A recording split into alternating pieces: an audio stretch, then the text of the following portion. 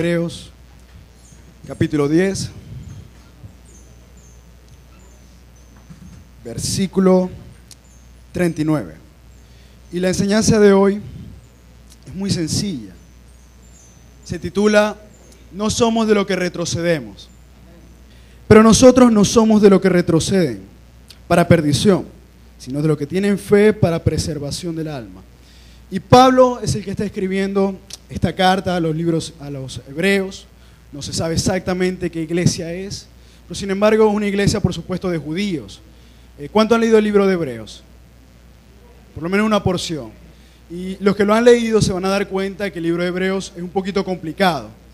Habla de sacerdocio de Melquisedec, habla de asuntos que tienen que ver muy específicamente con la religión judaica, con lo que tiene que ver con todo su antecedente como nación israelí. Entonces, encontramos varias cosas un poco complicadas, pero al mismo tiempo vemos que el libro de Hebreos es además bastante fuerte. Así que en esta primera parte vamos a hablar acerca de poniendo el fundamento. El fundamento. La palabra en Hebreos, si vamos al versículo Hebreos 12:18, os habéis acercado al monte que se podía palpar y que arde en fuego, a la oscuridad, a las tinieblas y a la tempestad, al sonido de la trompeta y a la voz que hablaba, la cual los que la oyen rogaron que no se les siguiera hablando, porque no podían soportar lo que se ordenaba. Si aún una bestia toca el monte, será apedreada o azotada. Y alguno se preguntará, ¿qué tiene que ver esto con lo que el hermano Jorge está hablando hoy? Pablo, cuando está hablando acerca de no volver atrás, en el contexto que lo está diciendo se refiere a que si nosotros decidimos tomar una decisión por Cristo, hay que pensar bien las consecuencias de volver atrás. Entonces, él está hablando, aquí es un versículo bastante largo, él está hablando acerca de que decidimos seguir a Cristo, decidimos hacer la voluntad de Dios. Pero, dice, en aquel tiempo, cuando Dios se le presentó a Israel en el monte Sinaí, la presencia de Dios estaba allí, y lo que ocurría era esto que acabamos de leer. Al sonido de la trompeta y la voz que hablaba, la cual lo oyeron y rogaron que no les siguiese hablando. El pueblo de Israel estaba frente al monte, veía el monte en llamas, escuchaba truenos, tambores, era una cosa increíble, y tenían temor. Ahora, lo que el apóstol Pablo está diciendo acá, en aquel tiempo era el monte, Jehová era temible, se presentó así a Israel, pero hoy en día no es así. Hoy en día, en aquel momento teníamos a Jehová, por supuesto lo seguimos teniendo hoy, pero estaba la presencia de Dios temible, pero hoy en día tenemos algo aún más temible, que la presencia de Jesucristo, que es su sacrificio. ¿Cuánto mayor castigo pensáis que merecerá el que pisotee al Hijo de Dios? Cualquier cosa. Y tenga por inmunda la sangre del pacto del cual fue santificado y ofenda al Espíritu de gracia, Espíritu Santo. Pues conocemos al que dijo, mía es la venganza, yo daré el pago, dice el Señor. Y otra vez el Señor juzgará a su pueblo. Horrenda causa es caer en las manos del Dios vivo. Temor de Dios. Temor de Dios. El temor de Dios es básico en la vida del creyente. El temor de Dios es el que nos lleva a hacer la voluntad de Dios a pesar de que no tengamos fuerzas para hacerla. El temor de Dios es el que nos mantiene firmes a pesar de que todo el mundo puede estar en contra de lo que nosotros estamos diciendo.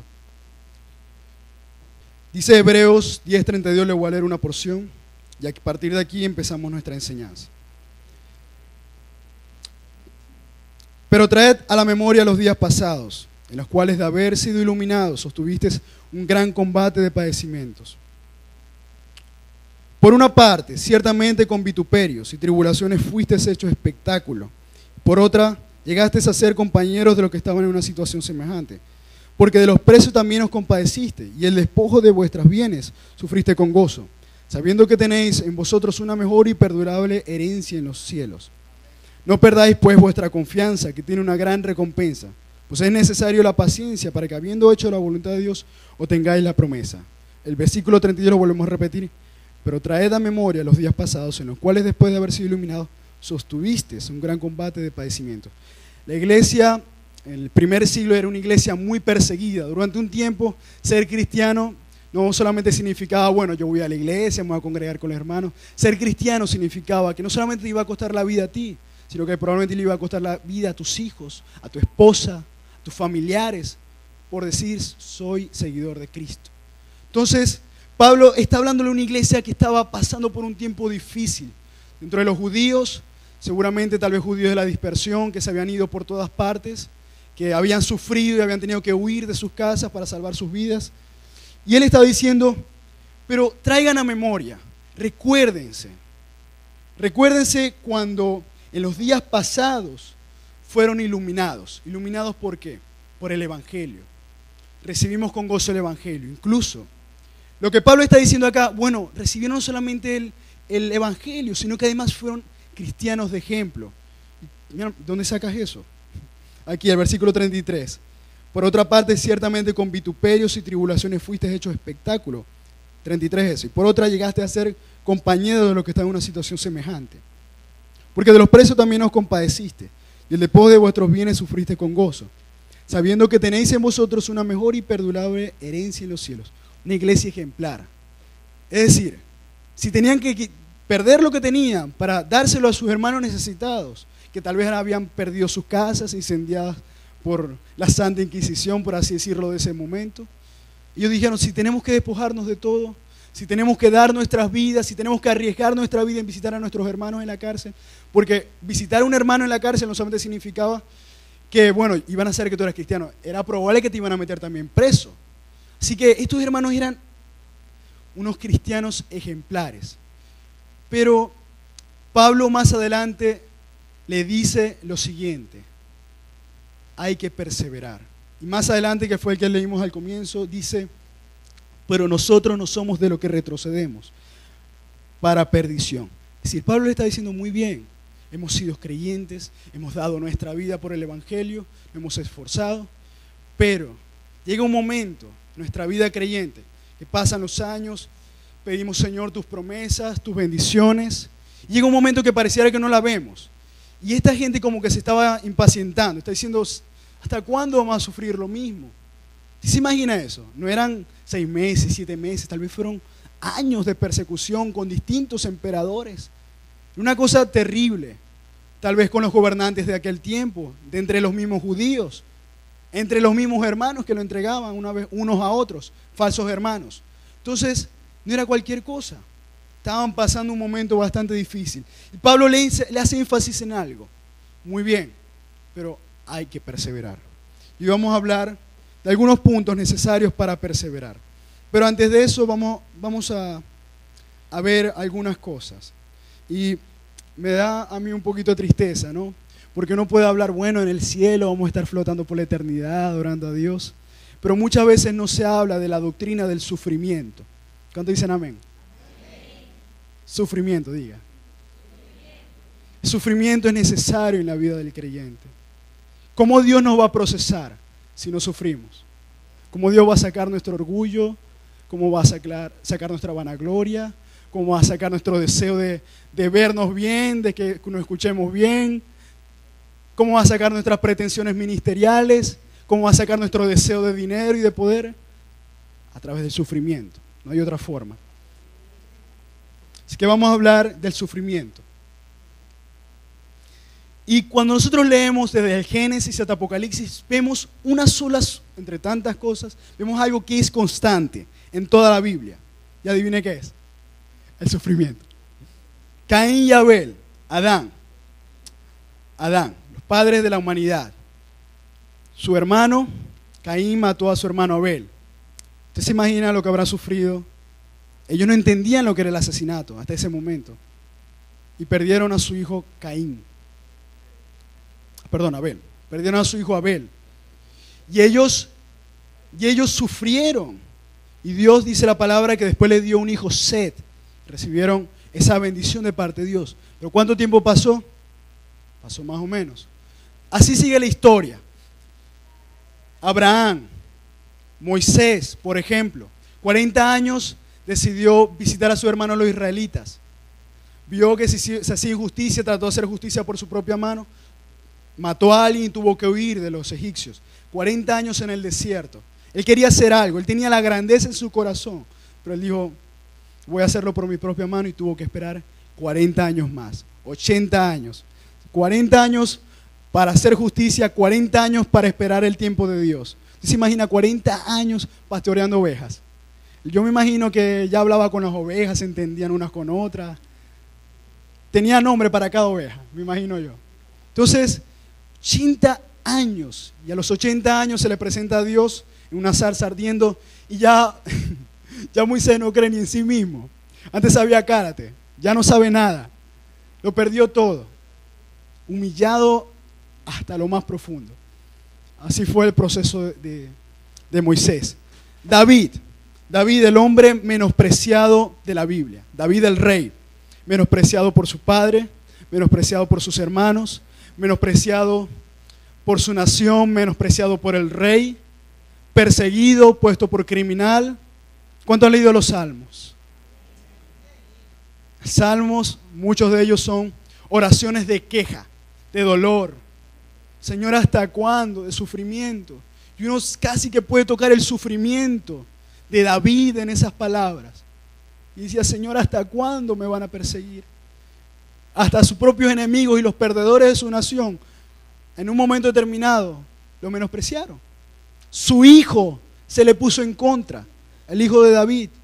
Y así vemos todos los personajes de la Biblia. Jesucristo, varón experimentado en quebrantos, como que escondimos de él nuestro rostro. ¿Se da cuenta? Sufrimiento. El Apocalipsis. Sufrimiento es parte de la vida cristiana. El Apocalipsis es el libro de los mártires, el libro del sufrimiento. Nosotros tenemos a veces una doctrina, o mejor dicho, a veces sucede que nos paramos sobre una base falsa de la vida del creyente. Yo ahorita se los voy a demostrar con unos versículos. Y llegamos a la vida como creyentes con una falsa expectativa. Nos predican, vente a Jesucristo, Él va a solucionar tus problemas financieros, tu hogar, y amén, lo va a hacer. Pero ¿sabes cuál es el precio? Te va a prosperar, te va a dar una mansión en los cielos si le sirves diligentemente. ¿Pero sabes cuál es el precio? Entonces venimos al cristianismo, venimos al Señor a sus pies. Cuando nos empezamos a encontrar, que empezamos a llevar palo, y decimos, ay, ¿para qué me metí a cristiano? Estoy como la mafia, entro pero no salgo. Y si salgo, peor aún. Entonces, yo se lo voy a mostrar con unos versículos. No lo tienen que buscar. Hechos de los Apóstoles, capítulo 14, versículo 22. Confirmando los ánimos de los discípulos, estaban con ánimos bajos, exhortándoles a que permanecieran en la fe y diciéndoles, es necesario que a través de muchas tribulaciones entremos en el reino de los cielos. Es necesario que a través de muchas tribulaciones entremos en el reino de los cielos. Así que no se queje, dele gracias a Dios cuando un hermano se le levanta y dice cosas que no son. Cuando sus familiares inconversos lo vituperan, los menosprecian, porque eso significa que vas por buen camino.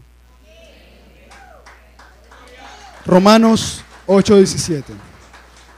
Y si hijos, también herederos, herederos de Dios, coherederos con Cristo, si es que padecemos juntamente con Él. Ya va, herederos, pero si es que padecemos juntamente con Dios. Yo doy mucha gloria a Dios, porque aquí en la iglesia se está enseñando cosas un poquito más profundas. Los miércoles están invitados los hermanos que nos están viniendo. Se está enseñando, no sé si todavía, creo que hasta la semana pasada, guerra espiritual. Y la guerra espiritual es una arma necesaria para combatir los dardos del enemigo, para combatir los movimientos que está haciendo Satanás en el mundo espiritual. Pero yo le voy a decir también algo. Si nosotros no estamos haciendo lo básico de la vida del creyente, no estamos ganando almas, no estamos orando, no estamos leyendo la Biblia, no estamos apasionados por las cosas del Señor, si perdimos el primer amor, déjame decirte, no hay guerra espiritual para nosotros. Es probable que el infierno ni siquiera nos conozca. Así que la guerra espiritual, primero, tiene que ser una consecuencia de algo que estamos haciendo, si es que padecemos. Entre más grande sea tu prueba, más será la gloria de Dios. Y como yo he escuchado a muchos predicadores, entre más oscuro sea el momento de la noche, cuando tú digas, no aguanto más, Señor, no, lo único que falta es que pase una paloma. No pase una paloma. Y así a veces nos pasa. No puedo, ya, hasta aquí no creo que pase más nada. Ya vi el colmo, ya esto es el máximo. No, resulta que viene un poquito más. ¿Te imaginas eso? Yo sé que a muchos de nosotros nos ha pasado. Y no es fácil, porque muchas veces nos provoca tirar la toalla. Señor, si yo, y algunos empiezan a preguntar, Señor, pero si yo te he servido, si yo te amo, si yo te adoro, si yo voy a la iglesia, doy los diezmos y las ofrendas, pero hemos olvidado la doctrina del sufrimiento. Y en el momento más oscuro de la noche, como han dicho muchos predicadores, justo en el momento más oscuro es cuando viene el amanecer.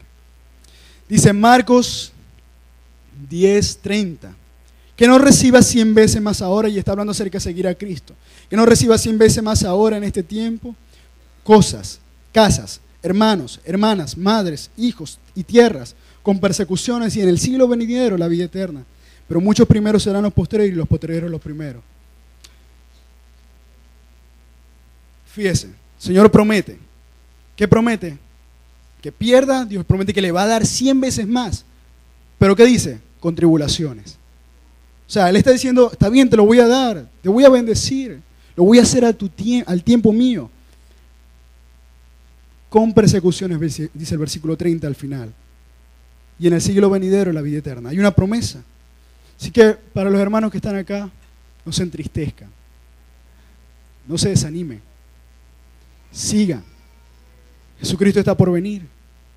Y si no lo vemos, igualito vamos a tener que estar allá. No nos desanimemos, hermano.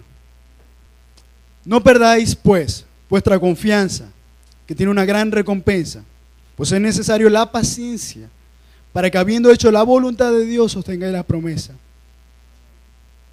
Para vencer las pruebas, para alcanzar los propósitos de Dios. ¿Cuántos tienen llamados de parte de Dios? Maestros, evangelistas, profetas, algunos tal vez para el servicio, para hacer avanzar el reino de los cielos. ¿Cuántos tienen llamado? Alcen la mano. Ustedes sabían que no es suficiente las buenas intenciones.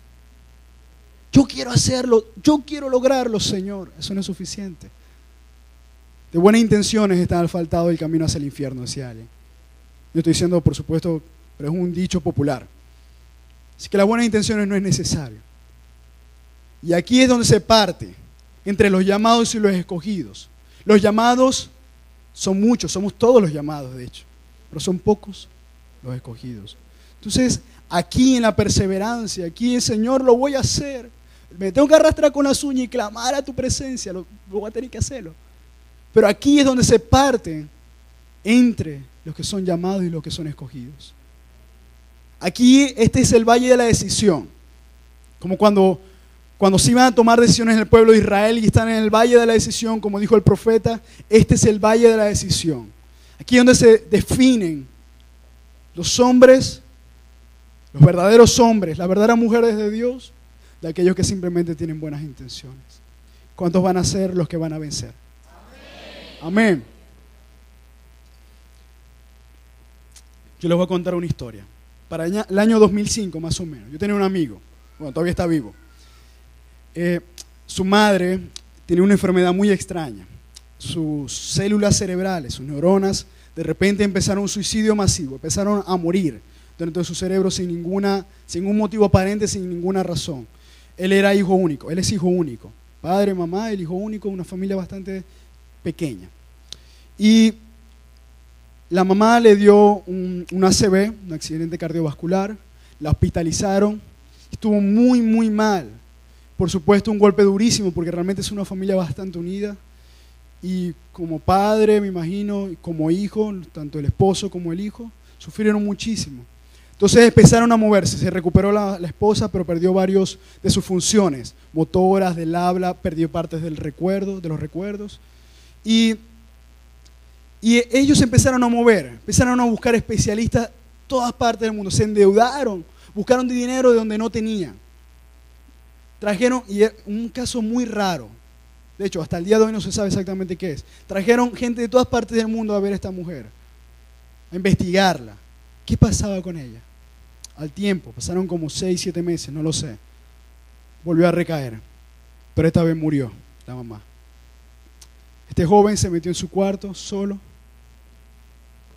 estaba con la Biblia, seguramente llorando, me imagino, o perder una mamá. Estaba ahí solo en su cuarto Y estuvo un rato allí. De repente llega el papá, también malísimo me imagino, abre la puerta y ve a su hijo una escena muy extraña, muy rara de hecho. Ve al muchacho con la Biblia así en el suelo y parado literalmente sobre la Biblia. Y el papá dice, muchacho, ¿qué estás haciendo? ¿Por qué estás parado sobre la Biblia?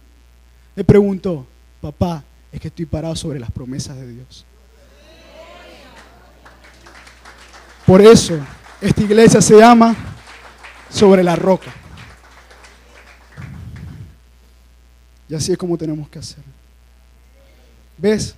No necesitamos más nada. Todo lo que está aquí, todo lo que necesitamos está aquí en la Biblia. No necesitamos motivación del mundo externo. Nosotros le enseñamos al mundo motivación. Nosotros le enseñamos al mundo cómo llevar las cosas. El mundo no nos tiene que enseñar nosotros nada. No es por orgullo, no. Es que todo lo que tenemos está aquí, en la presencia de Dios, en la palabra de Dios. No necesitamos más nada que esto.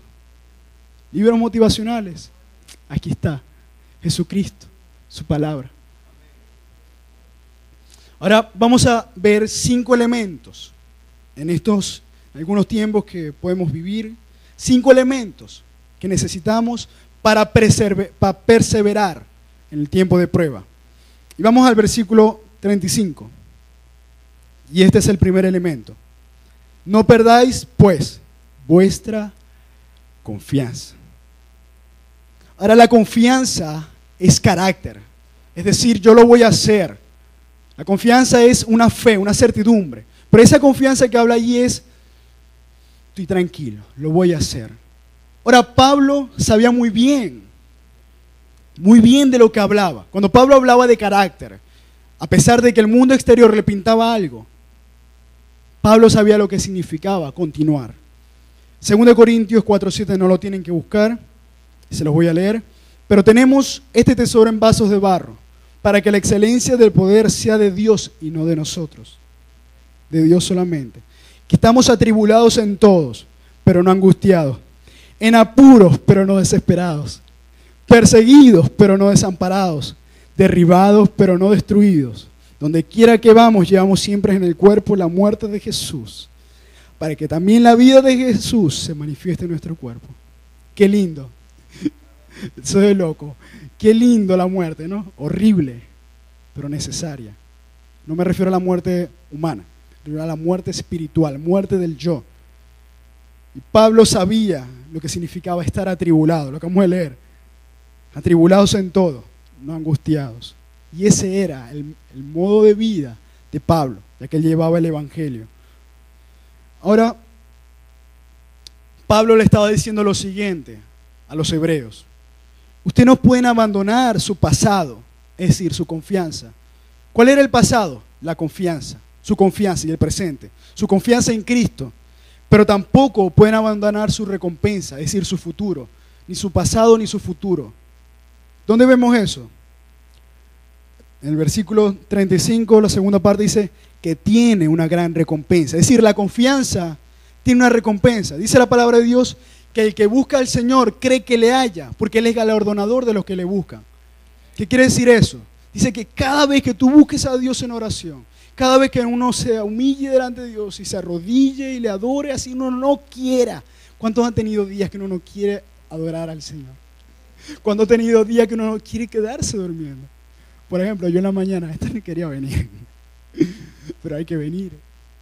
Entonces, muchas veces nos pasa. O aquellos subes y bajas emocionales de la fe.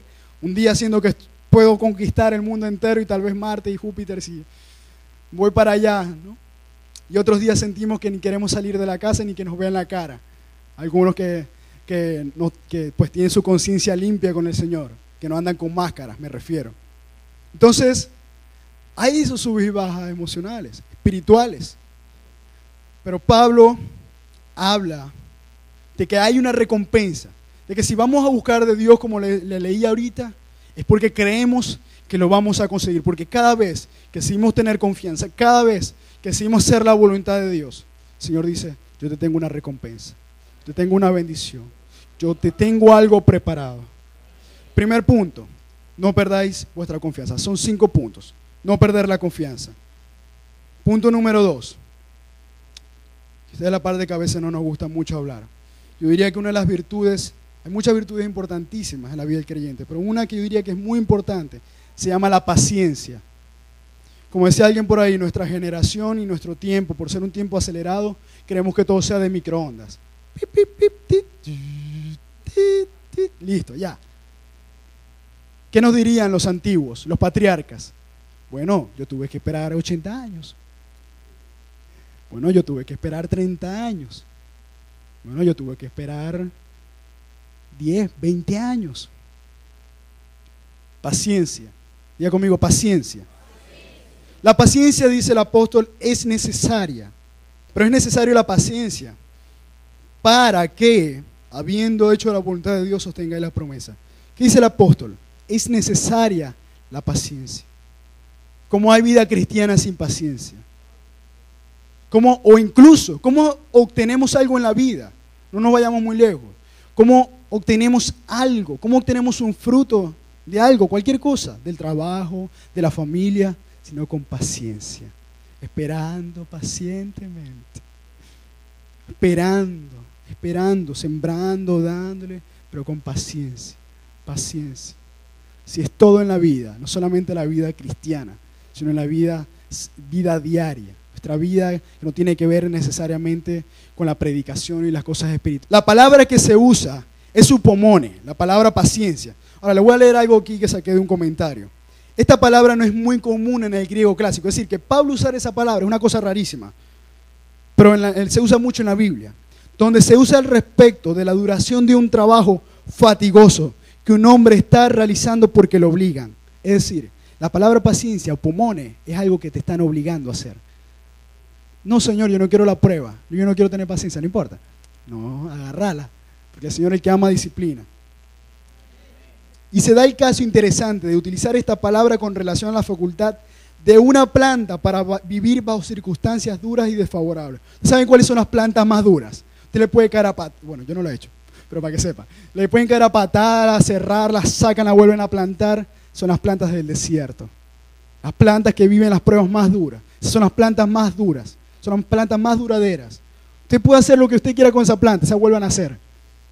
Eso es lo que está diciendo el apóstol Pablo. Es necesario la prueba, es necesario el desierto para estar, ¿para qué? Lo leemos. Para que habiendo hecho la voluntad de Dios sostengáis las promesas. Es decir, la paciencia es necesaria. ¿Para qué? Para obtener la promesa de Dios. Cuando usted sienta que ya pasó un nivel de tolerancia, es decir, que su vida, y usted dice, ya no aguanto más, y de repente se lo vuelve a decir, bueno, está bien. Cuando usted ya llega a ese nivel de tolerancia, de fortaleza, usted puede decir, bueno, Señor, ya pasé un nuevo peldaño, ya puedo soportar, Señor, ya se acerca tu promesa. Ese es el punto 2. Punto 3, limpieza de corazón y de conciencia. Hebreos 10:22. Acerquémonos con corazón sincero, en plena certidumbre de fe, purificados los corazones de mala conciencia y lavados los cuerpos con agua pura. El apóstol le está diciendo, muy bien, no solamente es necesario la paciencia, no solamente es necesario la perseverancia, sino que además es necesario estar santificados. Los cristianos obviamente no somos perfectos, pero sí somos perfeccionados. El sufrimiento es un método de Dios para quebrantar nuestras vidas, para humillar nuestros corazones. Dice la palabra de Dios que en el niño, desde pequeño, está la necedad allí metida. Si desde que somos pequeños, la necedad, la maldad está allí. Y se lavara, sacará esa necedad y lo salvará del infierno, del Seol. Es decir, el Señor nos está enseñando con esto. Bueno, la necedad está metida acá en el corazón. Pero es necesario palo, es necesario que Dios nos trate para sacar eso. Algunos dirán, no quiero que Dios me trate. Porque, bueno, no quiere que Dios nos trate. Bueno, eso se llama entonces rebeldía, también hay que sacarla. Y eso es lo que Dios trata. Ese es el punto 3. Limpiados de corazón, limpieza de corazón y de conciencia, santificación. Punto D, el cuarto punto. Mantengámonos firmes. Versículo Hebreos 10:23. Mantengámonos firmes, sin fluctuar. la profesión de nuestra esperanza, porque fiel, otra vez las promesas, porque fiel es el que lo prometió. Pablo está diciendo, muy bien, son santos, tienen paciencia, son tratados, pero es necesario además que se mantengan firmes. Ahora, ¿usted sabe qué es la firmeza? La firmeza es carácter. Y adivine cómo también se trata el carácter. Con las pruebas. A mí me sorprende ver que los jóvenes, yo soy el pastor de jóvenes, el líder de jóvenes junto con mi esposa, los jóvenes que son más firmes en las cosas del Señor, a su poca edad, aquellos que buscan más de Dios, que tienen más interés, adivine cuáles son. Los que más han sufrido. Esos son los que tienen más interés de parte de Dios. Son los que buscan más de Dios. Porque han entendido, como dijo el apóstol Pablo, todo lo tengo por pérdida. Todo lo que gané no es nada para mí. ¿De qué me sirve eso? Si lo que he vivido es, me refugio en ti, Señor. Eso es lo que están diciendo inconscientemente. Por eso es que Dios nos manda, Jesucristo nos manda a ser como niños. ¿Dónde nos vamos a refugiar? ¿En el dinero, en el trabajo, en la familia? ¿Dónde nos vamos a refugiar? Todo refugio es incierto. El dinero un día está, el dinero al otro día no está. La familia un día te quiere, tal vez Dios permite que un día te den la espalda. Los amigos un día están y al otro día puede que no estén. Así es la vida. Necesitamos ser como niños y ampararnos debajo de su presencia. Punto 5, importantísimo. Compañerismo y ayuda entre los amados. Hebreos 10:24. Considerémonos unos a otros para estimularnos en amor, al amor y a las buenas obras, no dejándonos de congregar. ¿Quiénes no vinieron la semana pasada? No van a alzar la mano. Bueno, no se los pierda, hermano. Usted no sabe si, como yo se lo digo, Dios puede cambiar su vida en un domingo. Dios puede cambiar su vida en un lunes. Dios puede cambiar su vida en un sábado. Usted no sabe. No menosprecie un servicio. Y por supuesto hay circunstancias que se escapan de nuestras manos. Pero si puede venir, tienen que venir. Así que al apóstol le está diciendo acá, no dejémonos de congregar, como algunos tienen por costumbre. Ay, yo no quiero. Hoy tengo sueño. Ay, yo creo que tengo que ir para el centro a hacer unas compritas. Sino exhortándonos, y tanto más cuando veis que aquel día se acerca. Pablo está diciendo lo siguiente. Considerémonos. Dígale a su hermano que está a su lado, te voy a considerar. Voy a estar pendiente tuyo. Porque te amo. Pablo está diciendo y está instando al amor fraternal. Considerémonos unos a otros para estimularnos en amor. Yo sé que uno no es monedita de oro, uno no es perfecto, uno se equivoca, pero es necesario el amor, y el amor cubre multitud de faltas. Entonces vamos a estimularnos en amor y a las buenas obras. ¿Estás sirviendo al Señor? Sirva al Señor. Danilo Montero, yo me imagino que todos lo conocen acá. Si no, busquen sus CD originales. Danilo Montero dice, una de las últimas cosas que uno puede dejar de hacer es servir al Señor. Hay que servir al Señor. Y esto a veces yo se lo cuento a los jóvenes. Cuando yo tenía, creo que eran 17 años, 16 años, que yo a los 15 me convertí, o sea, nací de nuevo. Yo le dije, Señor, yo te quiero conocer más. Yo quiero saber más de ti. Yo quiero conocer más tu palabra. Y el Señor me llevó a Juan 15. Y a través de esa parábola me enseñó que era necesario servirle para que Él me diera más. Dios es un empresario sabio, un padre de familia, como tanto habla la palabra. Él no te va a dar un don, un talento, no te va a dar de su revelación, de su presencia y de su unción, si tú no la vas a dar. Tú quieres más de Dios, tú quieres conocerlo a Él. Sirvamos al Señor. Y a las buenas obras, no dejando de congregar, sino y más adelante dice, sino exhortando, necesitando más, cuando veis que aquel día se acerca. ¿Qué día se acerca? El día de Jesucristo.